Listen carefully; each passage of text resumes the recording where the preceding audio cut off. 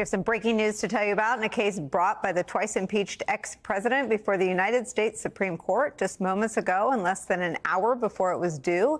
DOJ filed its response to a request by Donald Trump to put the 100 or so classified documents found in the court-approved search of Mar-a-Lago placed back into a court-mandated review. If that sounds confusing, help is on the way. Joyce Vance, former U.S. attorney, now law professor at the University of Alabama and an MSNBC legal analyst, is here to help. Joyce, I just want to read from the first page of DOJ's response. It says, this application concerns an unprecedented order by the district court, that's Eileen Cannon, right, restricting the executive branch's use of its own highly classified records in an ongoing criminal investigation and directing the dissemination of those records outside the executive branch for a special master review.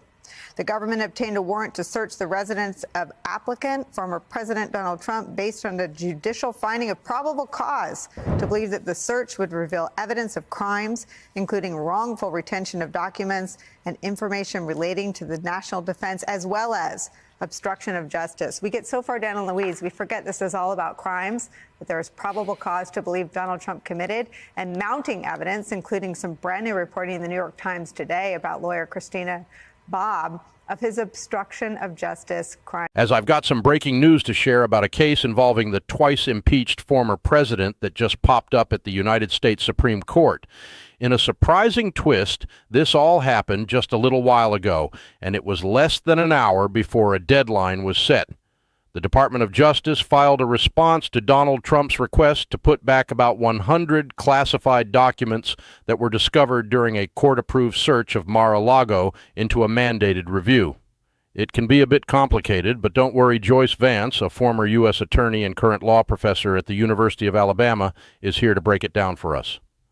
Joyce pointed out an interesting part from the first page of the DOJ's response. It says, this application concerns an unprecedented order by the district court, referring to Eileen Cannon. This order restricts the executive branch's use of its own highly classified records while a criminal investigation is ongoing and requires those records to be reviewed outside the executive branch by a special master. The government got a warrant to search Trump's residence based on a judicial finding that there was probable cause to believe the search could uncover evidence of crimes. Those include the wrongful retention of documents related to national defense and obstruction of justice. Sometimes as we delve deeper into this, it's easy to forget that it all revolves around allegations of crimes against Trump. There's certainly probable cause to think that he has committed these crimes, and there's growing evidence, like some new reporting in the New York Times about his lawyer, Christina Bobb, concerning obstruction of justice as well. Now, looking at what's unfolding at the Supreme Court, this whole story about judicial accountability that's been evolving is converging at this highest level with genuine constitutional implications. Back on March 15th, 2026, Trump really let loose on the Supreme Court, criticizing them for ransacking our country after their tariff ruling started impacting the economy. His words are now part of the permanent record, showing how he characterized the Supreme Court while he was still in office. Simultaneously, the court is facing important decisions about the Trump administration's efforts to end temporary protected status for 350,000 Haitians and 6,000 Syrians, with responses due by March 17th. NBC has been covering those cases closely, shedding light on what's at stake. So here we are right in the middle of over 600 lawsuits putting Trump's policies under the microscope. It feels like every corner is buzzing with regulations and rulings. From Bo Asberg's takes on the Powell subpoenas and immigration defiance, to Brand's thoughts on prosecutors who've been placed in office unconstitutionally, to Murphy's comments about the Justice Department's misrepresentations and Roberts' clear stance against impeachment demands directed at Judge Bo Asberg. The Supreme Court is definitely not working in isolation. Instead, it's right in the thick of a judicial landscape that's been scratching its head over an administration that treats constitutional boundaries, like their mere suggestions and views court orders, as annoying hurdles. All these cases reaching the Supreme Court now are some of the most critical confrontations, echoing what lower courts have been resolving throughout this saga. Honestly, seeing everything come together like this is pretty wild. I'm eager to unpack what's happening at the Supreme Court and why it matters today. Well, Nicole, if you find this to be confusing, you're not alone. I feel like we almost have to do an entire class on Latin legal terms for this to make sense. But one of the most important things to understand here is that what Trump is appealing to the Supreme Court is perhaps not nearly as interesting as what he is not appealing, because he is not appealing the Justice Department's ability to continue to use the classified documents in its criminal case. That's proceeding apace. But here what we have in court and the argument that DOJ is making is that this amounts to an absolutely unprecedented effort to interfere with a criminal investigation. We have a search warrant duly issued by a magistrate judge after a showing of probable cause that evidence of crime would be found in the location to be searched. And gee, guess what? The FBI shows up, and what do they find? Evidence of crime, just what the probable cause said would be there. And so the fight now is a very interesting one. It looks like the Trump folks want to get the classified documents included back within the group of documents that Magistrate Judge Raymond Dearie, acting as a special master, will be able to review. Why would they want to do that while permitting the criminal investigation to proceed? Well, it seems likely that they're still trying to figure out what was in that tranche of documents, that they want some sort of visibility in on what the government has managed to reclaim from Trump. And that's much of the fight here. There's a very inside baseball argument about jurisdiction, but the government most likely has the better part of that argument. And ultimately, Trump's not able to show that there's any damage that he suffers that's something that's irreversible, that's irrefutable damage that would If you're feeling stumped by all this legal jargon, you're definitely not alone. Honestly, we might as well offer a crash course on Latin legal terms to make sense of it all.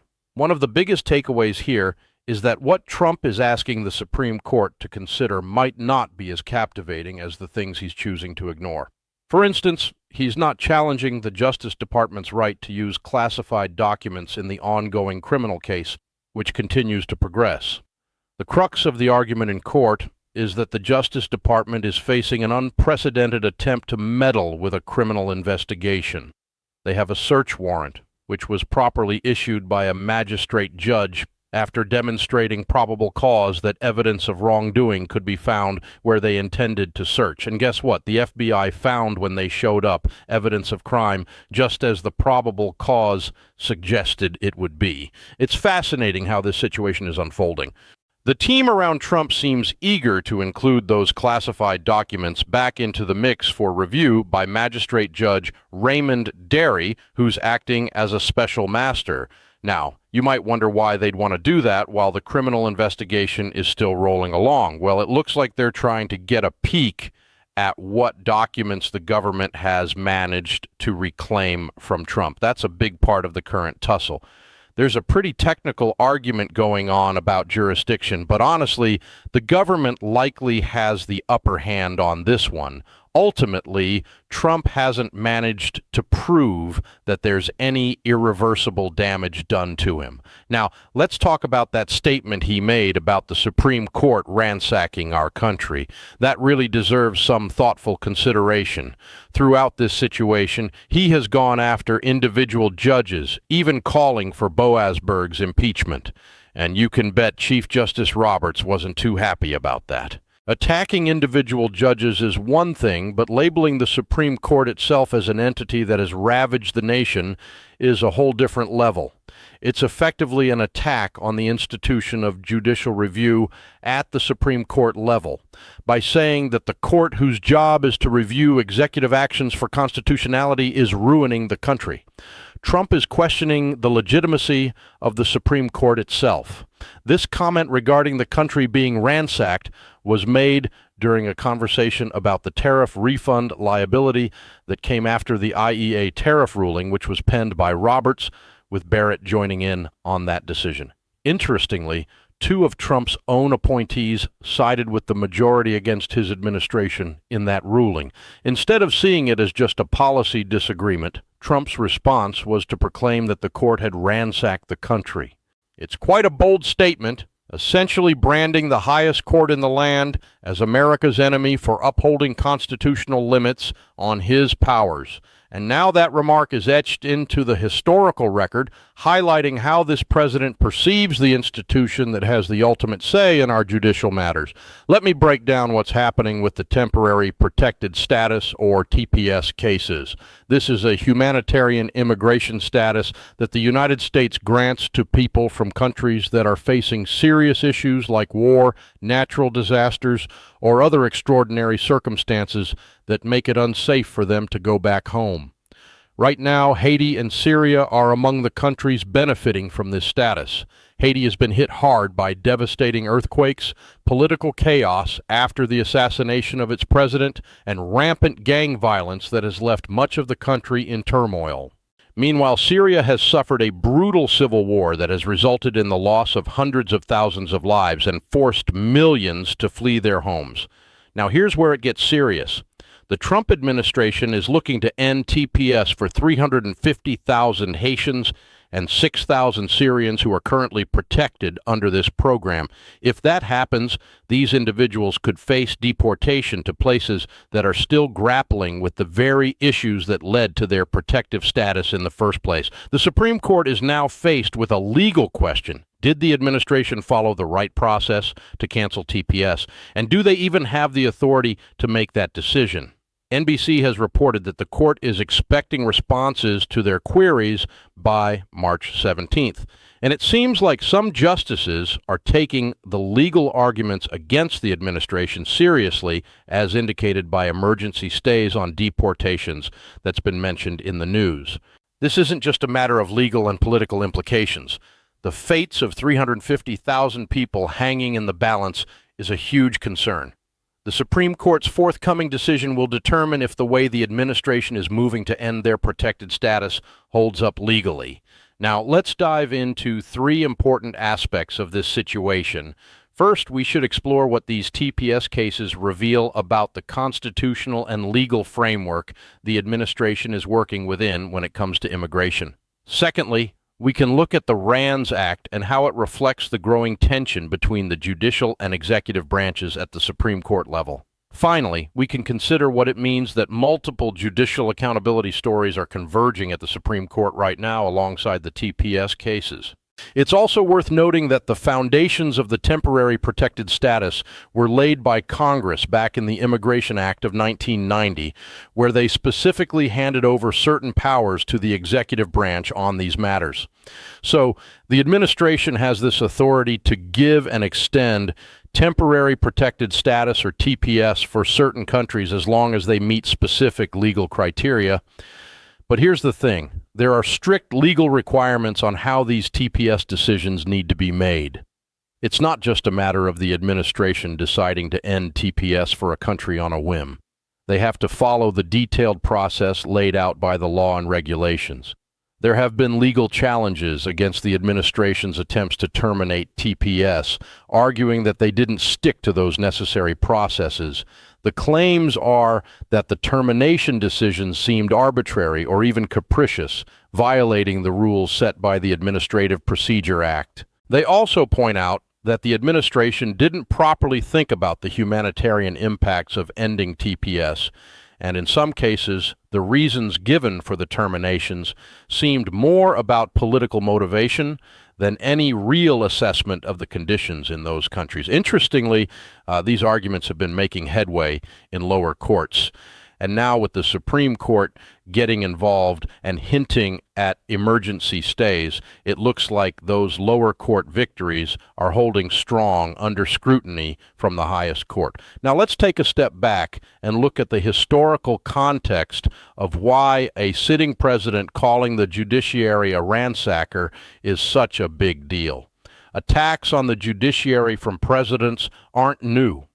For example, Andrew Jackson famously took issue with a Supreme Court ruling leading to years of controversy. Franklin Roosevelt stirred things up with his court packing plan after the Supreme Court knocked down some of his New Deal legislation.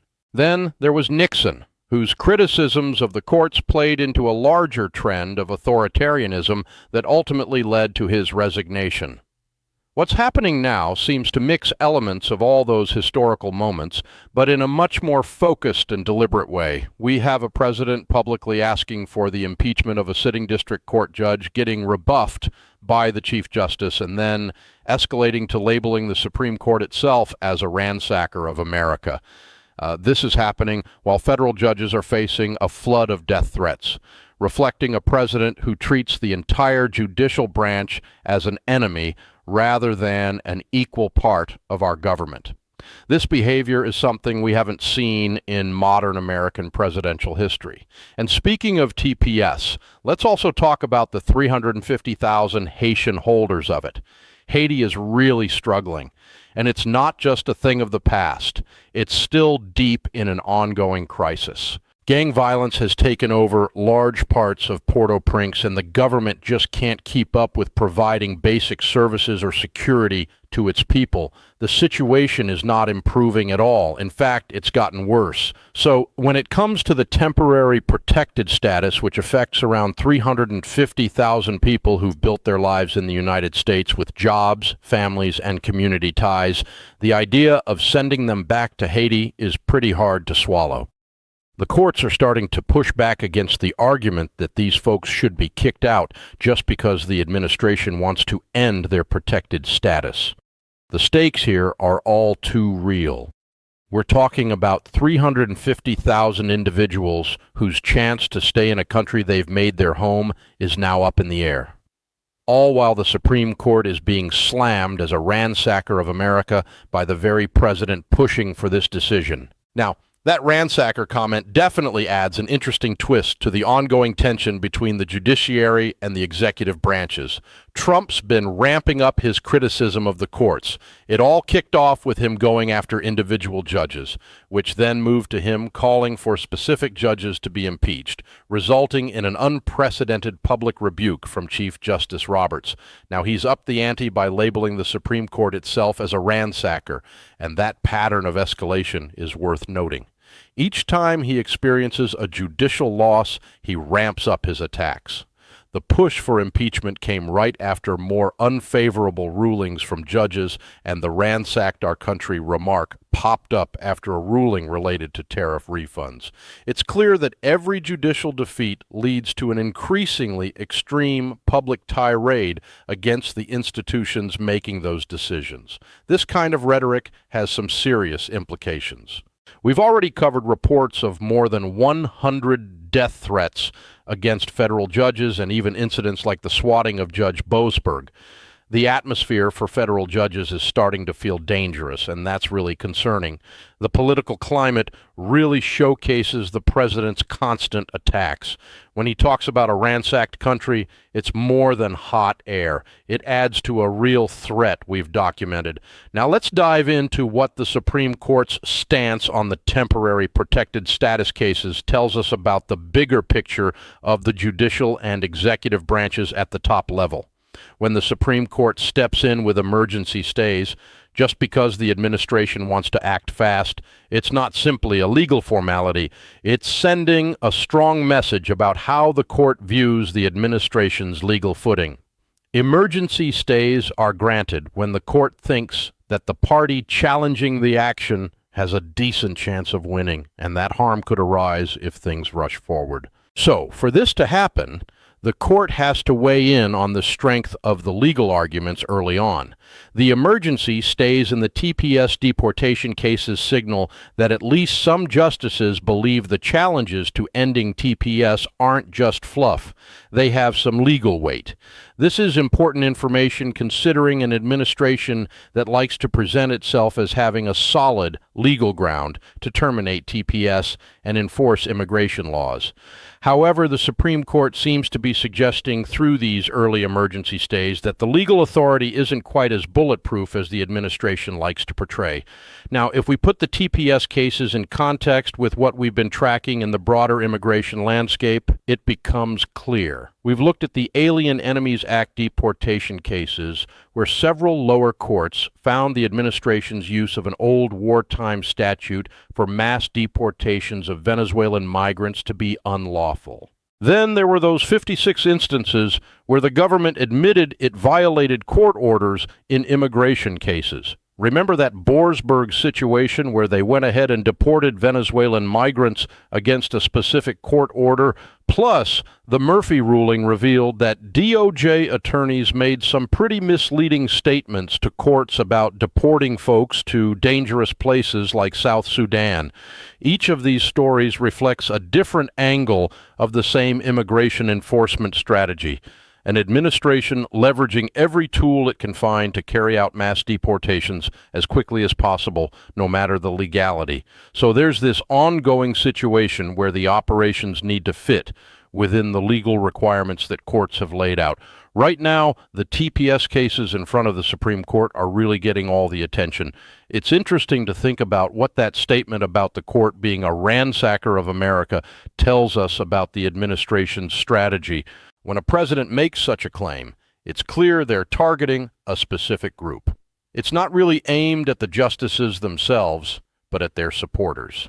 The idea here is to make the court seem illegitimate in the eyes of the voters, who will be crucial in the upcoming 2026 elections, particularly those backing the Republican Party's control in Congress. The message is pretty clear. The courts are the enemy, working against the interests of everyday Americans. And rather than addressing issues within the administration's actions, it shifts the blame to the court's supposed bias. This whole delegitimization tactic seems to serve a particular purpose, too.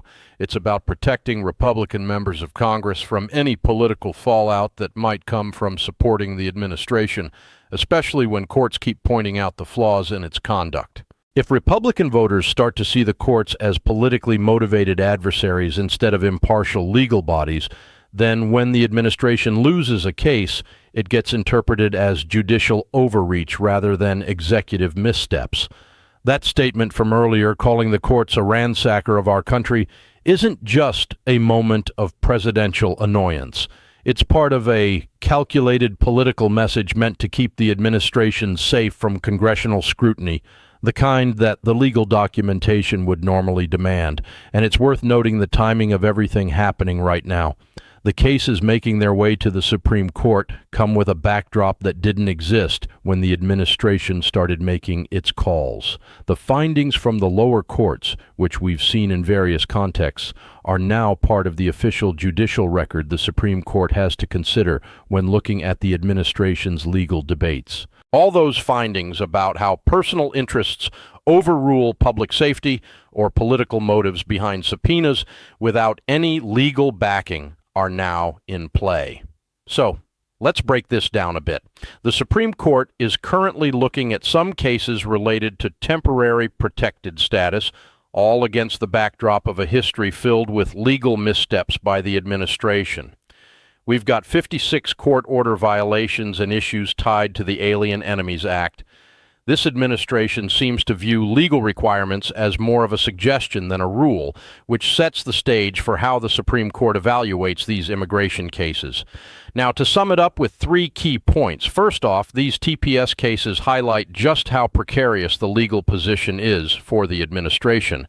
They keep trying to sidestep legal requirements, offering reasons that really don't hold up when you dig deeper, and they seem to think that following procedures is just optional. This approach has repeatedly led them to lose in court. The decisions to terminate TPS are legally weak for the very same reasons that caused their earlier tariff decisions to flop and other questionable actions, like unconstitutional appointments and politically motivated subpoenas. They claim authority they don't actually have and use processes that simply don't fit the legal requirements for the power they do possess. The stakes are particularly high for the 350,000 Haitian TPS holders as their lives hinge on this flawed legal reasoning. But the principles at play resonate throughout everything we've discussed. Moving on to point number 2. The claim about ransacking our country marks a significant escalation in the administration's ongoing skirmish with the judiciary. It's a bold attack directly aimed at undermining the Supreme Court's authority, which is supposed to keep the executive branch in check. While previous assaults had targeted individual judges, this one goes straight for the entire Supreme Court. By saying that the court is ruining America through its enforcement of constitutional limits on presidential power, they are pushing the boundaries of their attacks to new extremes. Let's chat about what's been going down with the Supreme Court and its relationship with the current administration. It's pretty wild to consider that the president has labeled the Supreme Court as a ransacker of America. This isn't just some random phrase floating around. It comes at a time when federal judges are facing a serious threat with hundreds of death threats following their rulings, as reported by CBS. So, you can imagine the tension in the air. Now, on to the ongoing judicial battles, especially regarding the temporary protected status cases. This situation highlights a real high-stakes moment where every part of the accountability story we've been following is converging. The lower courts have laid the groundwork, showcasing patterns of legal overreach, and the human implications of these immigration cases are really pressing. The Supreme Court now finds itself in the hot seat, tasked with deciding if the administration's level of immigration enforcement adheres to the legal standards that Congress has set. Given the Roberts Court's history of drawing constitutional lines, especially when they favored the administration before, it seems the administration's belief that the Supreme Court will back its approach might be as misguided as earlier confidence regarding tariffs. There's also an interesting aspect to note about how the Supreme Court has been responding to these attacks on its legitimacy. While it has remained pretty calm, the court has made some firm statements. For instance, Roberts directly addressed the impeachment demand against Justice Boasberg. But beyond that, the court's decisions have been sending a clear, consistent message. The administration's claims of legal authority don't really hold water. Take the Supreme Court's ruling on the IEPA tariffs, which was a 6-3 decision along with a 5-4 ruling that rejected the delay in sentencing related to hush money. All of these show that the court, even while getting slammed by the president, is saying loud and clear that the administration's legal arguments are not standing up to scrutiny. It's quite a scene, really. The Supreme Court is really stepping up right now, showing that even with a 6-3 conservative majority, and despite the president calling them an enemy of America, they aren't just going to rubber stamp every decision that comes from the executive branch. This is a big deal in American governance, especially with all the pressure they're under. Just to give you an idea, on March 15th, 2026, Trump publicly labeled the court a ransacker of America after a ruling on tariffs started causing a ripple in the economy.